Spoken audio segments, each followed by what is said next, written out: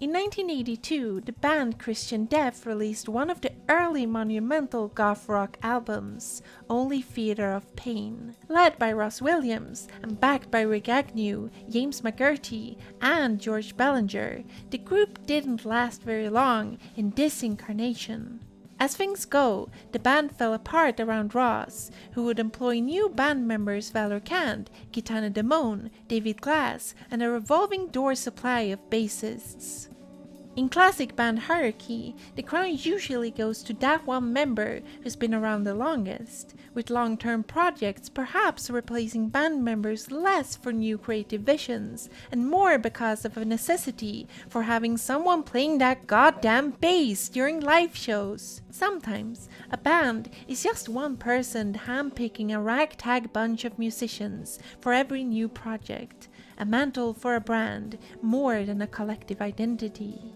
The key is that this single person represents the one constant core of the band. It's with these firm rules that Ross Williams in 1985 decided to turn his band Christian Death into some sort of modern ship of Theseus when he promptly left the group and let Valor Kant take over. Suddenly, Christian Death was less a band and more a weird anomaly, violently challenging the very concept of grouping musicians under a set name. Because, really, what is a band? Between person and group, where does it start? Where does it end? What even is this awkward system we group and attribute musician legacies to? Be careful, musicians, or else you might meet the unfortunate fate of becoming a dreaded zombie band.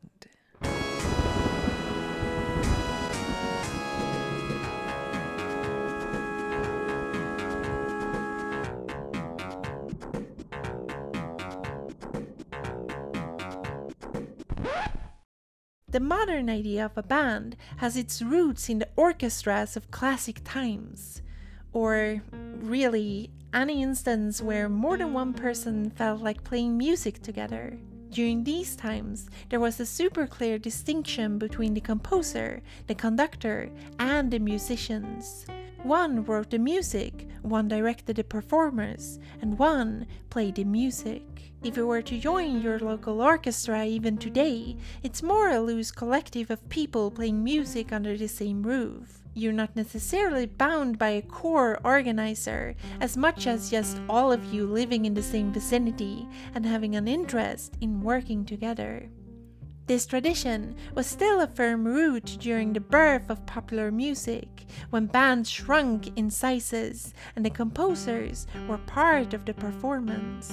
You might have had a frontman pianist with their ensemble, or a lead jazz musician with their backing band. The dynamic between the leader and support was obvious, and if artists weren't just downright going by their given names, they at least used an additional name for their band in separation.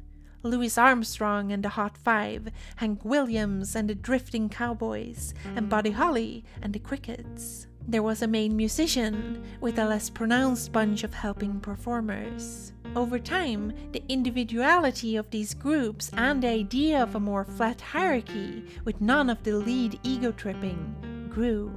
The nonsensical band name for you and your buddies was way cooler than just going by your birth name. And by the 60s, bands like the Beach Boys and the Beatles absolutely sold the deal for this naming convention. Record companies eager to capitalize on the success of these artists actually went out of their way to sign bands that had names like this instead of regular boring people names. This was all cool and fun until people started being, well, people, and the identity of bands were put into question. After all, it's a lot more vague who has the final word when the band isn't named after a specific member. Groups with their creative efforts signed over to a record label, with their fame skewed towards a meaningless external moniker, and with a growing turmoil from within. It's a lot more obvious now why a lot of bands sooner or later break up and go solo. You want that agency and control of your work, especially if it may be compromised by the annoying assholes who once were your friends.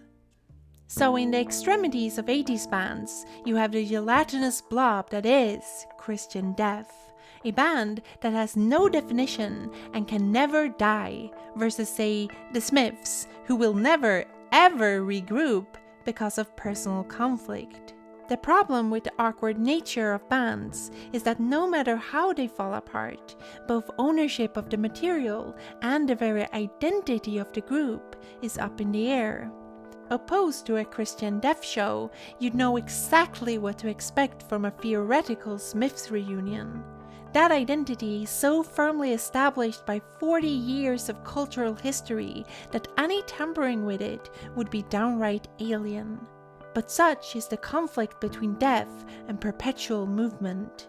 The identity of a band can be highly familiar, but you always run the risk of something being lost in the long term. If you were to go see the band Genesis back in 1969, it would have been a bunch of kids singing Christian music, while 10 years later, you suddenly have Phil Collins? What?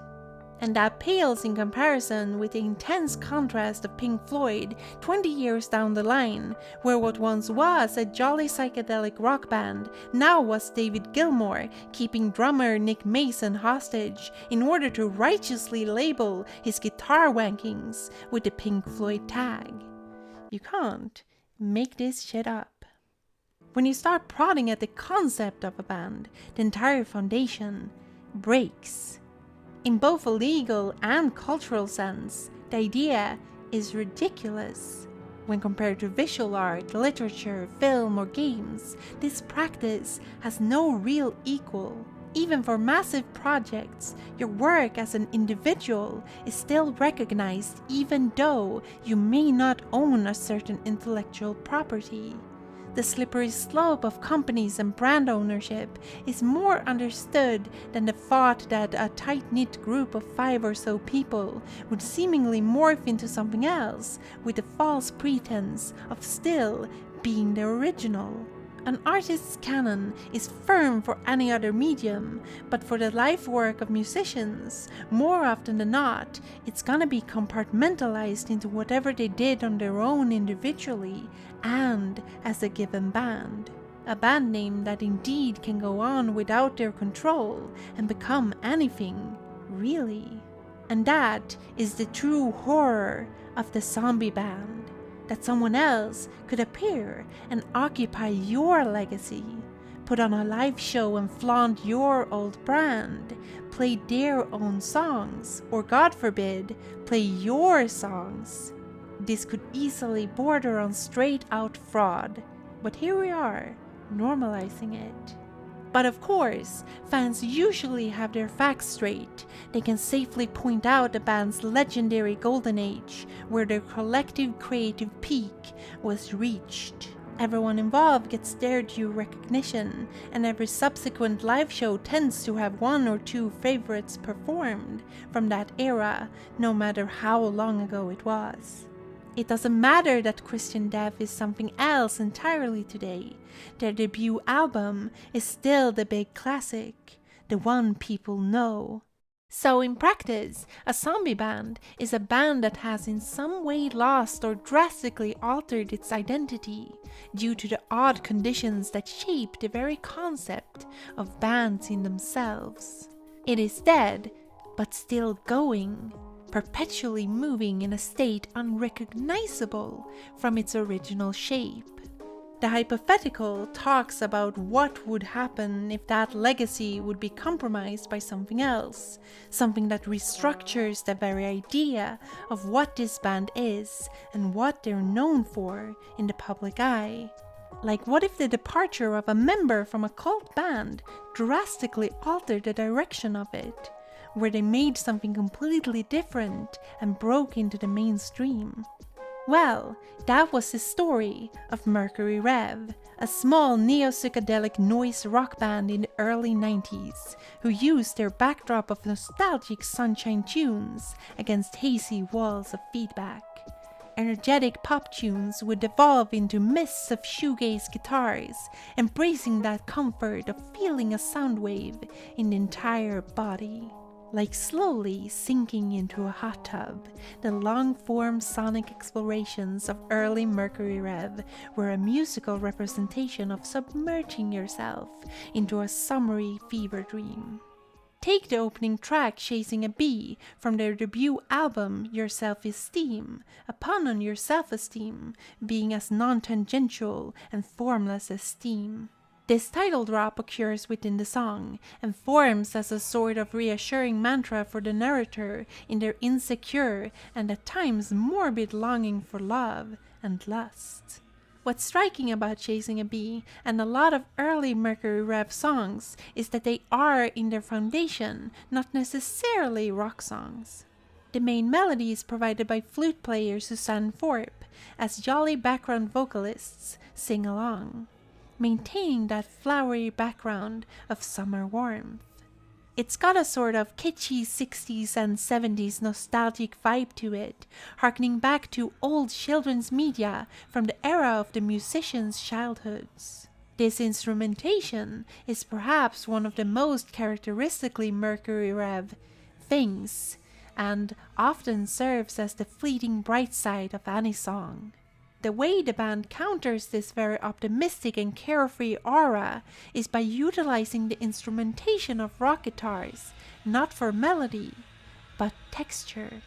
Although the faint buzz is always present, it's not until the chorus that the guitars get pronounced by hovering in front of everything else, like a malevolent cloud of unease.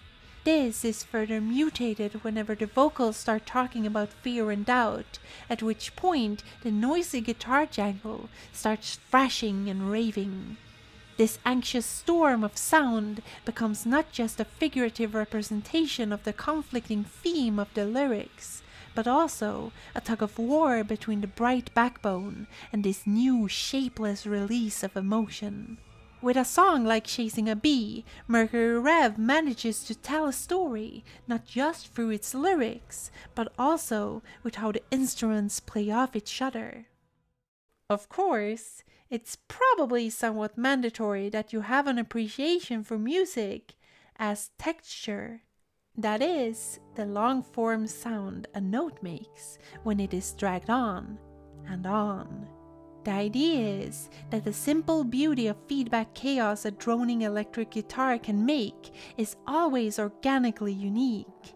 It is perhaps the most natural sound the instrument could make. Take the song Frittering, a good example of the longer tracks of the band, where they allow their song structures to get more loose and laid back. Here the guitars are quite at ease despite their constant droning, moving more like peaceful clouds in the sky rather than a turbulent storm. Fittingly, the lyrics repeat this mantra of some other party frittering away from their initial state at a glacial pace. It's a song that kinda has to move along slowly to really portray that message, which gives credence to the droning guitars, as no other instrument can quite drag out its tones with the same fluid effect. One of the driving forces behind the band at this point was David Baker, who had a stout singing voice and firm vision of both the noise rock element and the darker subjects hinting towards mental health and drugs. There is no doubt that everyone did their job well, but in hindsight, it is crystal clear that Baker was the real spice and flavor of Mercury Rev. His idea of the band was for it to be this great experimental session with lots of friends just trying new things, but by time, the crowd grew and the desire for structure took over. Following internal conflict, Baker left the group after their second album, Boses, at which point Mercury Rev wildly altered their sound into something else entirely, with the intermediary See You on the Other Side, and then, firmly, with the Deserter songs, an album that was both a commercial success, but also nothing like the Mercury Rev of David Baker. Of course, any band will develop and evolve their music further, sometimes to a drastic extent, Perhaps this completely revitalizes the band and gives them new life. But we feel this might only really be fair in a context where the change comes from people growing up and not because someone is excluded. The Mercury Rev of old was a small band with a dedicated following. They made songs bursting with summer joy and guitar feedback. Their live shows were so loud that they were kicked out of Lollapalooza by the mayor of Denver, with their sound guy carried away by security. They played on television with people in animal costumes. There is a sort of chaotic, unruly mythos around this Mercury Rev that circled around David Baker as lead singer. This is not to say that it was his band, because it really wasn't, but in comparison with what would come, it's easy to attribute this sort of character with him. Listening to the Surtur songs, you suddenly get a very mellow and subdued chamber pop album. Mercury Rev have somewhat tidied up and transformed into something more accessible, and this solidified their breakthrough. The band's most famous song, Holes, hints at a new direction, taking inspiration from classical music, with this new, very gentle hand driving the music forward. Honestly, it's perfectly fine, and something we'd probably like quite a lot in any other context. But going from one to the other is super jarring, and it's kinda concerning that this new lineup and direction was to become not just the new Mercury Rev, but the definitive one. If the band had just been their early output, they might very well have been among Kiki's favorite bands. But as things stand, that statement just doesn't ring true. So she refrained. This kind of reached its peak when the band were set to play in our town. After a brief second, excitement turned to disappointment as the realization struck that though they bear the name Mercury Rev, that ship of Theseus has changed so much that it no longer resembles itself. Unwilling to play their old material, and with David Baker long since having gone his own route, what we were left with was the shambling zombie band that no longer could exist in its past form, as this in itself would destroy the identity they've shaped since then. You see, Mercury Rev is dead, but Mercury Rev also lives. And it is this idea of bands that is truly bizarre and philosophically terrifying. Thank you for watching all the way to the end. This time I'm all alone because Kiki is sleeping. Awesome, great. So we really want to thank all our Patreon supporters, of course, because they are all lovely people. So let's do that. We want to thank Sweet Pink, Anonymous, Joel Nilsson, Andrew Jones, Baba Kenzie, Kay Axwell, Tommy Håkansson, Nishsvärd, Ben Clark, Nate Kiernan, Afayette, Clara Roos, MeowMix64, Mattias Graman, Andreas, Aaron Rain, That Jessica G, Chloe, Loki, Chloe is Ben's favorite human, Gage McColgan, Jerry Olsson, Biopanda, Magnus, Silly Rookie, Saifi, Iantu, Riley Rose Smith, Flim Flamberge, Casey Explosion, Morgan, Starfighter, Oscar Funes Galindo, Andreas Argulander, Portraits, and Emil Olin. If you also want to see your name appear at the end of the videos, then you can support us on Patreon at patreon.com/transparens. If you do so, you don't only get your name read out loud, you also get access to our Discord, where a lot of fun and interesting people are hanging out all the time. So I think you should do that. Maybe, if you like our stuff. Hell yeah, awesome, cool. I'm done, bye.